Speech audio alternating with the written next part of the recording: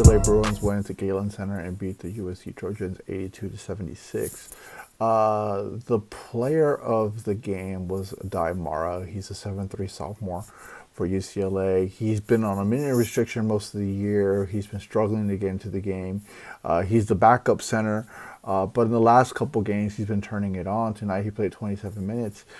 He ended the game with 5 blocks, 12 points, 11 rebounds. So he was a solid force. He's someone to look out for in Big Ten play. Just because he changes the dynamic for the UCLA Bruins, both offensively and defensively. He's got a legitimate low post game. He can pass, he can shoot. He's nimble too. Like when he gets the ball on the low post, he's not stiff, right? He can move. He's got shoulder moves. His hips are pretty nimble, and he can really play. So he is a force to deal with on the offensive end.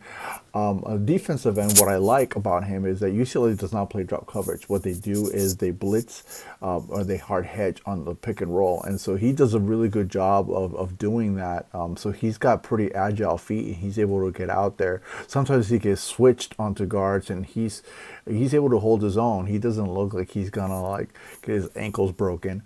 Mick Cronin was doing this thing where he was subbing Aday Mara out, and he was putting in William Kyle, and he was having William Kyle hard hedge, and USC was just picking them apart, and they were attacking the rim, and it just felt like UCLA was going to lose the game because USC had crawled back after having a double-digit deficit. They had it down to 1 point game, and then USC just went cold from the free throw line. I think USC lost that game at the free throw line. And the thing is that UCLA actually let USC back into the game by missing, I believe, 4 or 5 free throws.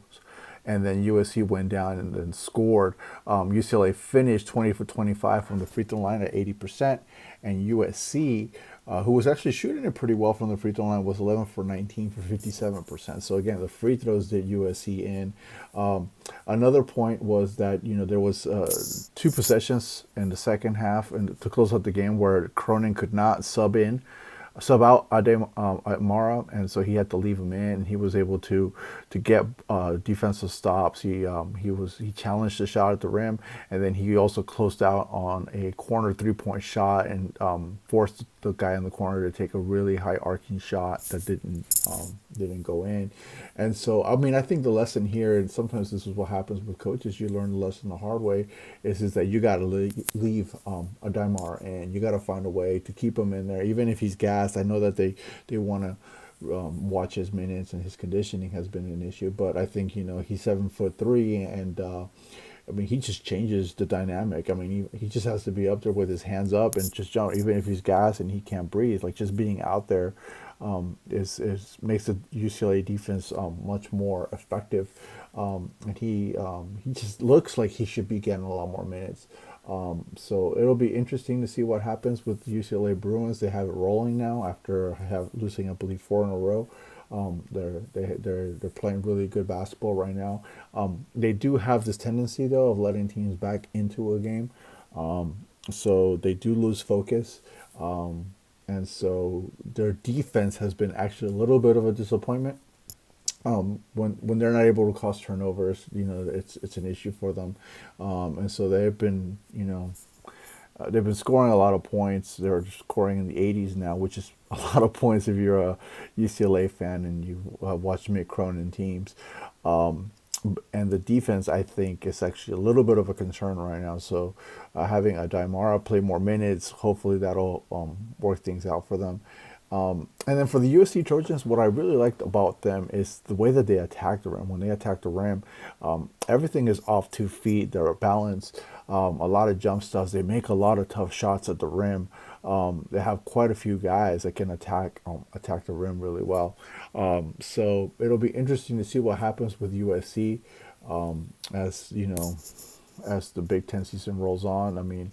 I feel like they have the talent and they have the pieces to essentially make a run in the NCAA tournament, depending on the seed that they get and the draw that they get, just because of the guys that they have. If they can shoot the 3-point shot, a little bit more consistently, and have those guys get to the rim, I think, that could be a tough team. And again, tonight they had the Bruins on the ropes, and it's just they just let them off with their free throw shooting. So anyway, so it was an interesting game. But again, the guy to look out for is Aday Mara in Big Ten country, 7'3" center for UCLA.